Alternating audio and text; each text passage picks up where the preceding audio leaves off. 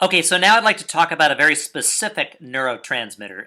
That is acetylcholine. And acetylcholine we discussed earlier in reference to the parasympathetic division of the autonomic nervous system. Remember, that is the neurotransmitter that's released by the parasympathetic neurons, the secondary neurons, the ganglionic neurons, onto target organs like the heart, where they result in the slowing of the heart.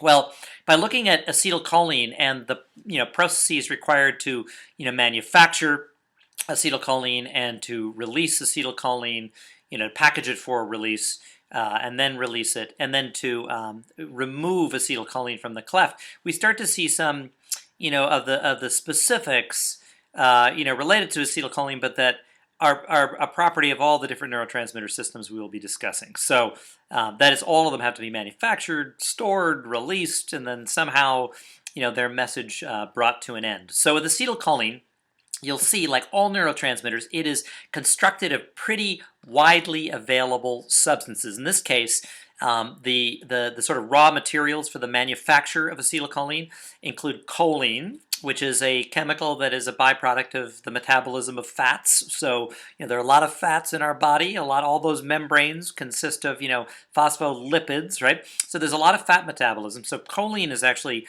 brought in. You can see on the overhead, by a specific transporter.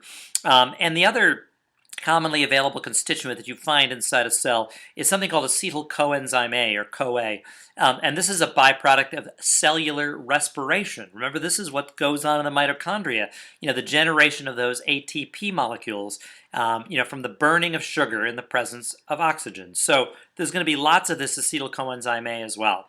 And so you got these raw materials, for the construction of acetylcholine. Now you need to sort of bind them together, stick them together, right? Well, the kind of protein machine that grabs onto one thing and grabs onto something else and sticks them together is called a synthesizing, right? Because it's synthesizing acetylcholine in this case, a synthesizing enzyme. So the synthesizing enzyme is this thing that's indicated as choline acetyltransferase, or CHAT, right? This is the specific, protein machine, the specific synthesizing enzyme that's got structural components that allow it to bind to choline and bind to acetyl-CoA and jam them together and generate your molecule of acetylcholine, the neurotransmitter that's going to be released from this particular neuron. Now the next step, of course, is getting the acetylcholine inside the vesicles. Remember those membrane-bound sacs that contain and store the neurotransmitter for later release, right? Well, the way we get the neurotransmitter inside the vesicle is via another protein machine, right? Because the phospholipid bilayer that forms the vesicle membrane doesn't let acetylcholine go through, right?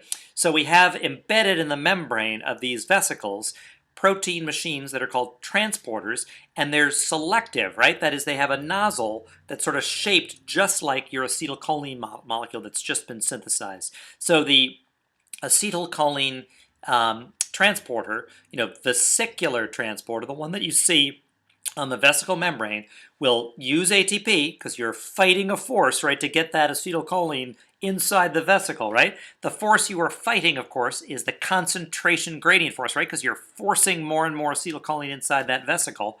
And then, of course, once it's been packed in, it's docked at the membrane, and acetylcholine is released upon the arrival, of an action potential, right?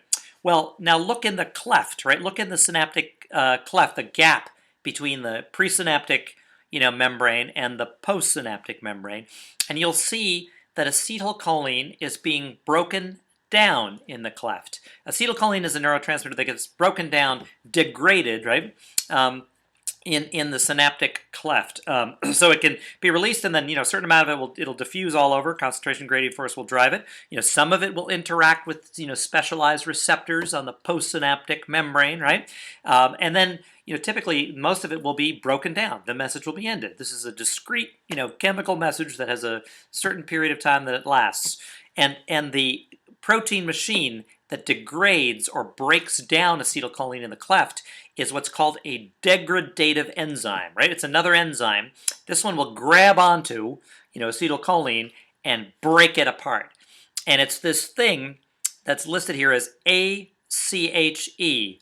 That stands for acetylcholine esterase, right? You can think of it as an ache, right? Because it's probably giving you an ache as you remember all these.